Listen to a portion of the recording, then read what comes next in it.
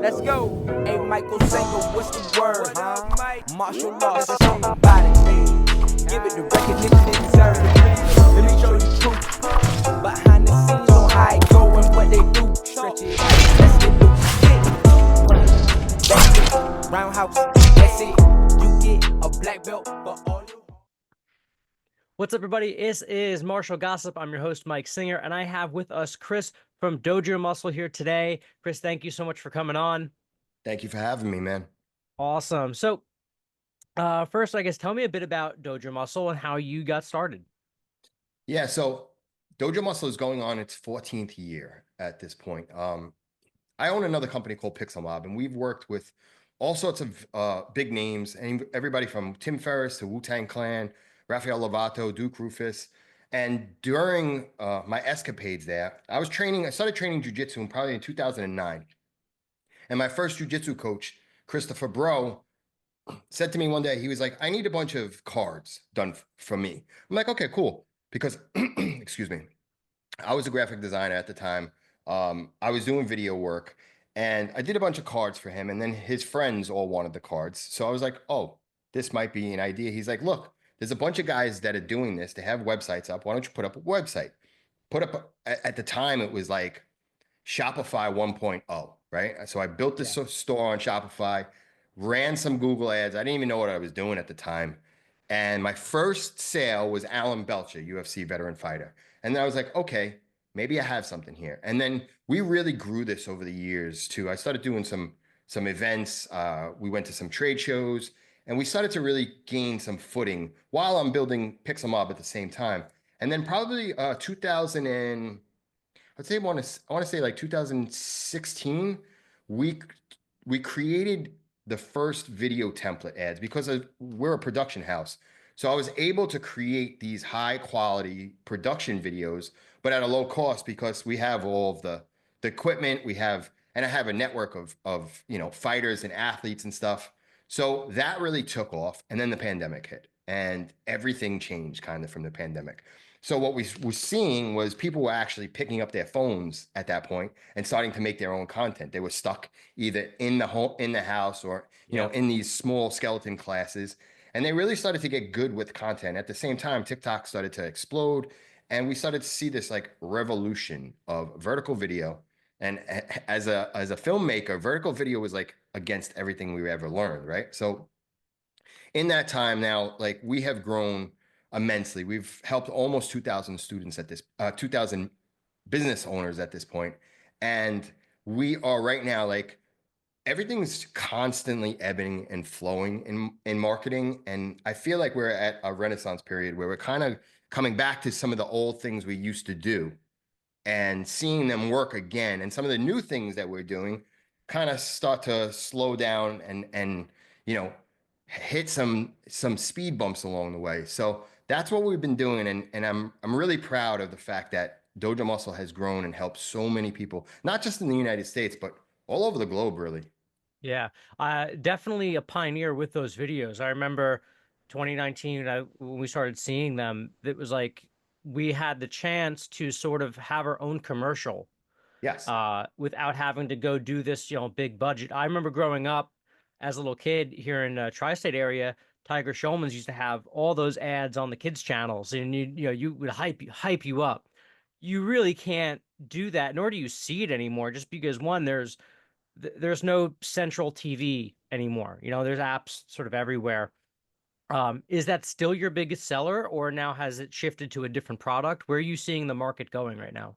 So no, that's actually not the biggest seller anymore. We still make sales on it, but like mentioned, like I think what happened was people started to adopt the camera in their phone and really start seeing like, hey, we can make authentic, genuine content with just an iPhone, right? So like a couple of years ago, when I first started the film like creation and production, we were using cameras and DV tapes and stuff like that, and everything was like high quality and expensive. Like a camera was $6,000, right? Now you walk around with a camera in your pocket that rivals these expensive DSLRs or these mirrorless cameras. And so what we're seeing now is a resurgence. So when we first started creating cards and we started using QR codes way back in the day, right? And it never really took hold because QR codes, you needed a secondary app and people didn't necessarily Yeah. trust it. But then the pandemic hit and we were seeing QR codes everywhere in restaurants. So what we're seeing work really good right now is EDDMs, print materials that have QR codes that drive to a digital landscape or digital landing page. And then you could use what we call, we coined the term hybrid marketing. You could use a network and a spider web of connectivity, meaning you could use print marketing, drive them to a landing page, pixel that landing page, and now follow them around for X amount of time. And you kind of create this spider web of connection because we all know, like, we are inundated with marketing at every step of the way. Like, you get in Yeah. your car, even when I'm driving with Waze, there's like coupons popping up, right? So like you need more touch points, I feel, at this point than you used to because we're just bombarded with constant Yeah, sales. you got to stand out from everybody. It can be really, especially right now. We're recording this before Christmas, just after Black Friday, and ads pop up everywhere. You really can't go anywhere or see anything without it. You mentioned a couple things here, authenticity being one of them. A lot of studios will just get print, will get material, get ads. They'll pay for all sorts of digital stuff, but it's not at all in line. Like for us, we're using athletic wear. We're not using a karate gi. So a lot of the ads or print material that's made, or even digital ads that are made, it can be hard for us because we want to look more authentic. How often do you see people who are just finding a card, finding a picture or video or something and go, all right, that's cool. I'm going to get it. I'm going to start using it. And it's like, it's nothing at all about what they're about. Yeah, man. So that was one of the little pushbacks on our videos for a while, right? People were saying, well, they're not my students, it's not my gym. And my rebuttal was like, Flo doesn't necessarily work at Progressive, right? She's not really an agent at Right. Progressive. So Yes. so there's that part of it. But to your point, I agree with you 100%, right? And I think, and I'm going to go out and say, I'm going to say this, and I say this with love to the industry and the people that are watching this, but okay, so one of the things that I feel holds this industry back is they know they're supposed to. First off, there's lots of gurus, right? And everybody kind of has an Too agenda. many. And I right, There's too and many of them. I would be facetious to say that I didn't obviously have an agenda to sell my stuff, right? Yeah. Put that aside, there's so much competing information constantly. And what happens is like people, I really do think that a big portion of the people who are owners in this world came into it because they love training, right? But when they get into being a business owner, they realize like now I need to wear a bunch of different hats. And I might not have the edge. They might be a black belt on the mat, but they might be a white belt or a blue belt in business and might be a white belt when it comes to marketing. And they're not diving into these are systems that I feel that are the lifeblood of your business. And if you don't have these systems laid out first, it's really hard to hire somebody and ask them to say, hey, I need you to create, marketing that actually converts. Well, what's your demographic? I'm not really sure. Well, what drives your customers? I think, and that's the problem. They're not diving deep enough into who they are, what they do that's unique, what their Yeah. customer truly wants. I'm not talking about, hey, I want to lose a couple pounds, but why? Like you have different demographics all over the country, right? And different people are motivated by different things. And it's so nuanced. Like the people in the tri-state area, you speak to them a certain way. But if you talk to people, say in like Biloxi, Mississippi, it might not resonate because culturally we're different. And I think that that's a lesson that a lot of business owners need to really sit down and I ask this to a lot of customers, and the answer I get sometimes is like alarming. I'm like, do you sit and talk to your customers enough? Like, are you asking them Yeah. questions? Are you asking them why they're coming? Why did they choose you over other people? Why are they staying? Like this information is going to be the bedrock to all of your marketing. I even tell customers and clients or consulting clients that we work with, it picks them up. Have these conversations, take people out to lunch, make a spreadsheet, copy down exactly word for word what they're saying. That is your copy. That is your emails. Those are the words that you need to use to get other prospects that are in your area over the fence, right? And so that's like a big thing. I think that a lot of business owners don't spend enough time. They love their program, they love their products, but they don't spend enough time on the holes in their games. Yeah, 100%. With your EDDM, there's a lot of companies doing it, and the material is all out there. We've stayed away from it traditionally in the past, mostly because it's very hard to track. At least we feel that way. But with the upsurgence of the QR codes, if you directed that to a specific landing page, and our landing pages are made by every software out there. They all, you Everything. can all make your own profit gens or checkout pages or whatever they are. Um, I feel like you'd be able to track how well it's actually working much better, at least on first impressions. As I've heard, you can correct me here, that there is a minimum needed, right? You can't just send out 1,000 cards and expect to get, 500 leads. You might need to send 10,000 out, and you might need to spread that across 3 months, kind of, Correct. media blast it or combine it with other things to really get it. So do we have any data on, like, how effective it really is? Yeah, so the best I can give you in terms of results is customers who keep coming back for years on end, right? Um, like for instance, I have a customer, Travis Dorton, and he has been buying from us for years, and he Mhm. says he puts in anywhere from 20 to 40 leads a month, right? And that's collective of not just EDDMs, but a bunch of other things that he's doing in conjunction with the EDDM. So one of the ways to track is the QR code. The second way is some people use vanity URLs, right? The third way is, like mentioned before, you can always pixel whatever landing page you're going with that's driving to. And what Right. we do is we always tell everybody, hide the landing page from search engines. You don't want bots. You don't want anybody finding these landing pages. You want to know that anybody that comes to this page came specifically from this Specifically from direct that spot. marketing Yeah. campaign, right? So we have some, and going back to my beef about some of the providers in this industry. Some providers are great. They work with their customers. Some providers push back. We don't believe in that. We don't do that. And I'm like, we're trying to get success for the customer. I don't care if they tell me to stand on my head and it works, I'll do it, right? Like whatever it takes to make that customer happy, make that customer get results, let's do it.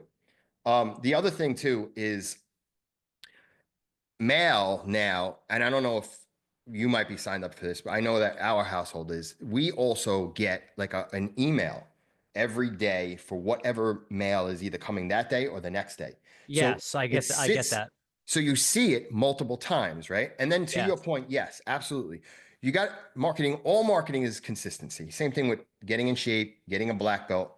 You got to show up, whether you're tired, whether you're not, whether you have the budget fully, or whether you're not. I think what happens too is like you get a down month, the first thing people do is cut marketing. That's like the last thing you want to cut, right? Hmm. And so consistency and doing continual drops, say like week 1 of the month and week 3 or week 4 of the month and then week 4 of next month and so on and so forth, will get you better results over time than if you just did it once and expect it. Like I don't, even when we ran Facebook ads for a long time, like it's very rare. I would say maybe 60% of the time you have a campaign that comes out of the gate and it hits and it just leave it alone, right? But then you always got to tinker. You got to adjust, you got to see what's working, what's not working. So in terms of data, yes, there is also some other ways that we're working with right now internally. I haven't released it yet, but there are ways that when you have a customer list, you could develop a hot map of an area, geographical, demographic, geographical location. And in that hot map, you can see where your customers live, concentrated, and then you can target other areas around that. So the one thing is USPS, there are some downsides, right? Some of the downsides are USPS takes a little bit longer than any private type of delivery service. Um, and the tracking, like you said, like once it leaves, you don't have really a way to track it but you do have a way to scan to see how many scans you're getting per card. And then you can kind of conceptualize, okay, we're getting a whole bunch of scans, we're getting decent conversions. Maybe it's the offer, or maybe it's some of the wordage on the page, right? Also, too, timing is a big deal. We've seen over time, like certain times of the year, election time for swing states, not a good time to do this. Yeah. They're getting bombarded with Yeah. mail, Even right? even out here on Long Island, and it's a pretty red area. I mean, 4 or 5 pieces of mail every Yeah. day for maybe 2 months. It was absolutely nuts. We're at the point where you just go, whatever's in here, if it's not like handwritten with my name on it, like it's just Right. going in the trash. Right. Throw out, throw out, throw out. Yeah. But to your point, that's one other thing that like we always talk about for EDDMs is that for me to throw it out, I actually have to touch it, right? I might look at it, might not, but I could go into my inbox and go delete, delete, delete. And we scroll past ads all day long, right? So physically, you have to actually touch the card to do something with it, whether you Yeah. scan, whether you toss it out. Now we have this new thing called AI that everyone has. Everyone's got an account now. They're using it for their emails. Softwares are adding it into, their communications portion. So now you can just, use AI to create things for one-offs. I guess questions here would be, have you ever been copied for your material? I'm really curious about, especially the videos, because I could see people just going, I'm going to steal that. And is AI taking away any of the design elements that you're doing, or is everything sort of you're doing hand drawn, hand created? So, all right, the first question is, have I ever been stolen from? And Yeah. the answer is yes, greatly. By many times I've actually had to send cease and desist to a few people. Um, they would also too take like we have stuff on, and I'm just like I'm an advocate of like I don't want to put watermarks on things and because it's like I feel like it detracts from the actual design, but we've had people take stuff off. I've actually had people who are agencies in this industry Yeah. take my work off of the internet, chop it up, and then use it to run ads, or even worse, like literally take our designs word for word, image for image, Just hack it drag, up. drop, send. Yeah. Yeah, and then literally one customer recently came to me and he showed me the design. I was like, "Where did you get that design?" He's like, "Oh, somebody on Fiverr." I was like, "Are you serious?" And he's like, "Yeah." I was like, "Wow, that's crazy. That's literally my design, like we created." So yeah, I've been dealing with that a lot. I actually, since we're talking about it, I actually got called out about. I guess we can make this a little controversial episode. Probably about 2 months ago, I got called out by somebody who was a big name in the industry and told in my group said, I stole his idea. So I was like, oh, that's interesting. I was like, you launched the idea in February 2024. I launched my idea in 2023. How could I have stolen it? So I said, you basically just said that you stole my idea in Yeah. front of everybody and then accused me for it. So yeah, it's interesting. This industry is very interesting. And I have a lot of stories, but I'll keep them for Yeah. another time. I'll say this. We're one of the only industries that actively talks about how great our character is. And doesn't actually do it. And then does the exact opposite of all the things. Like, what does martial arts do for kids? Oh, it's great. Teaches them confidence and trustworthiness and loyalty and respect. Do you have any? No. Dude, it's like I always say this. I was like, how about not paint honor, respect, and integrity on your wall and just show up and live it, right? And Yeah. then I've heard so many times from so many different school owners, they rant and rave online about like, oh, the kid's parents want to take him out, let him quit, blah, blah, blah. You got to be consistent. The first person to quit after 1 month of like Yeah. not seeing results. I actually just made a Facebook post, if parents should be advocating for their kids to get jobs. And there was a reporting number that came out. A quarter of Gen Zs have taken a parent to a job interview. And hey, I don't think it's controversial. I don't think you should. I don't think you should take your kids. I don't think you should go actively posting on Facebook, who's looking for my 15-year-old to work for you. He's smart and intelligent. I think you're taking away from that kid's ability to go do that himself and for Yeah, him to absolutely. learn how to be self-reliant in those regards. um and it's just funny that these are sort of the things, especially in our industry, they're plastered on our wall. I think we should take them down. I think you're becoming more of a comedic mold.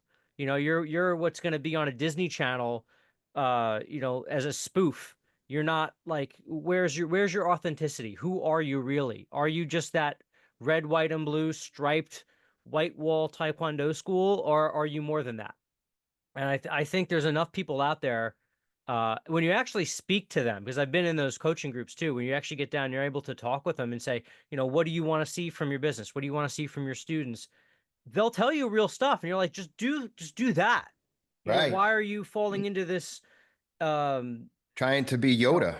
yeah, it's, Like, I wanted to just touch on one thing, and then I wanted to touch on the question you asked me about AI, because it's definitely very pertinent. yes, I find, like, I think this industry got lost somewhere along the lines of trying to uphold this ideal that's unable to be lived up to if you're a fucking human, right? And if you're a human being and you have, a life, and you've gone through trials and tribulations, and you have stress, and you have, sometimes you fucking curse and you get pissed off, right? We're all living the human experience.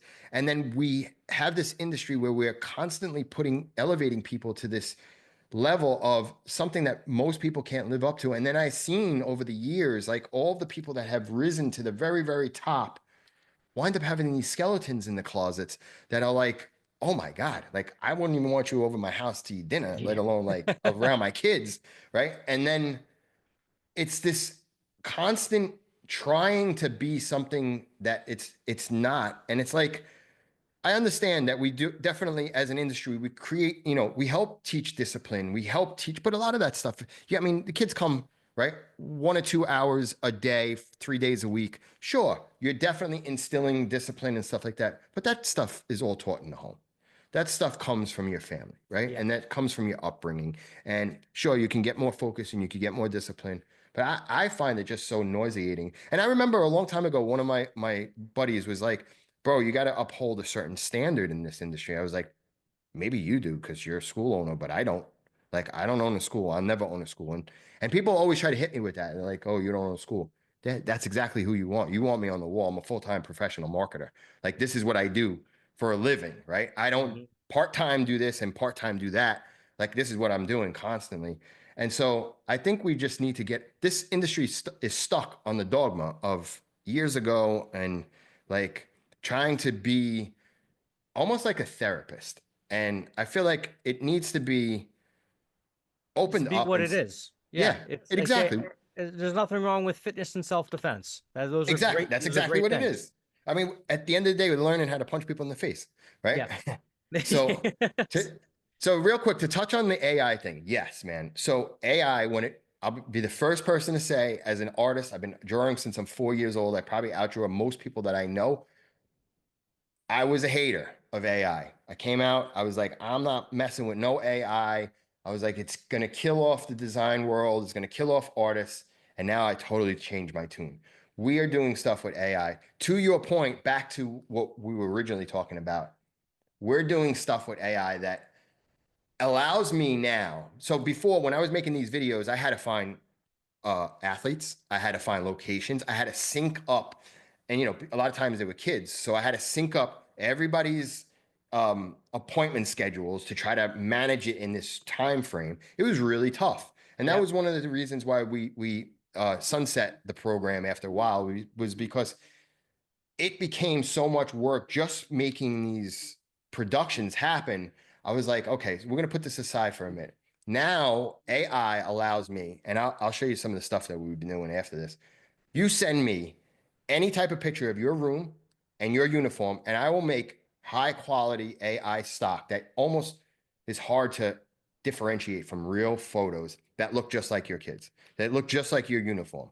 And so we started to use AI, and we've seen like the cards explode, people gravitate towards them. They're not photos of, I'm not trying to find you know, people that don't necessarily look the part, they don't have the same uniform.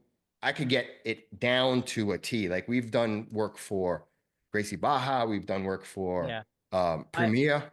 so I with anything that's new and that has technology in it, we are not the industry of the elite intellectuals. We're not the IT industry. I'm going to Vegas next week, and right before us in Vegas is like Google, Apple, all the like the tech industries there. Those guys could figure stuff out. Us martial art owners, we're idiots. We're gonna go in ChatGPT or in Dolly or whatever, and we're gonna type in "make me a thing" and then make it look cool, and then you're Right. gonna get these things that are just Very bizarre. You'll get generic. people with 9 fingers, and uh, also that is so.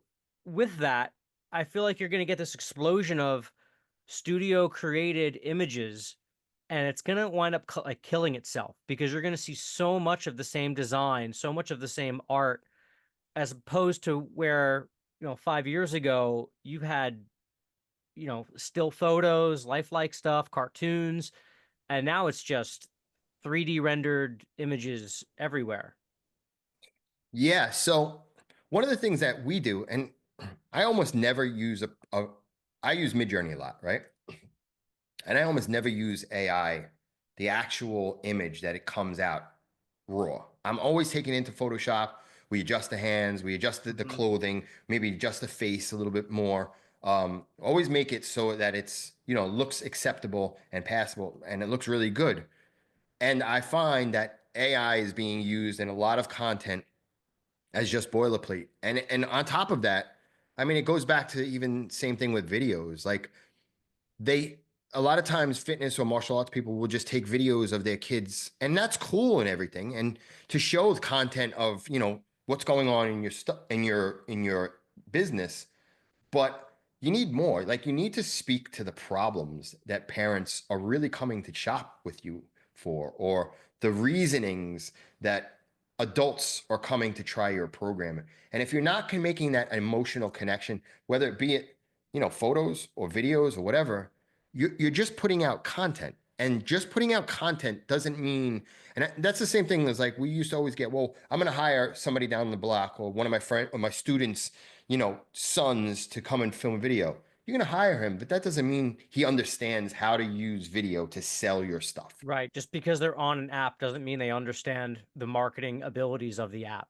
Exactly. And Yeah. most of the business owners don't even understand the marketing connections that they need to make with their own customers. Yeah. So certainly if you can't explain that, there's no way, a 15,16-year-old kid. 16-year-old. Yeah, Right. 100%. Yeah. All right, listen, we're gonna wrap it up. Chris, thank you so much for coming on. We had some really great information out there, and I really think people who are listening to this are gonna one take a second look at EDDM. They're gonna be looking at AI differently.